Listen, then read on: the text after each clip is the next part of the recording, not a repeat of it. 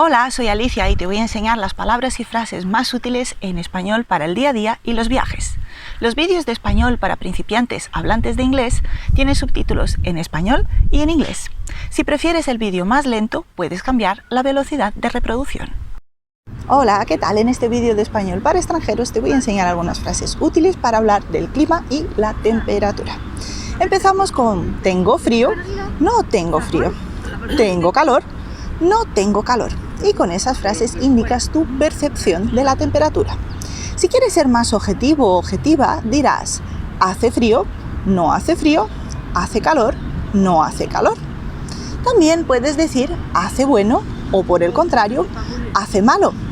También puedes decir el tiempo está bonito o el tiempo está feo. También puedes decir llueve, está lloviendo o nieva, está nevando. Y estas son algunas frases útiles en español para extranjeros para hablar del clima y la temperatura. Hola, espero que te haya gustado este vídeo. Si te gustó, tienes más contenido totalmente gratuito para seguir aprendiendo español desde cero y con explicaciones en inglés. En la descripción del vídeo tienes vídeos, audios, PDF y también un curso online de autoaprendizaje con certificado y explicaciones en inglés.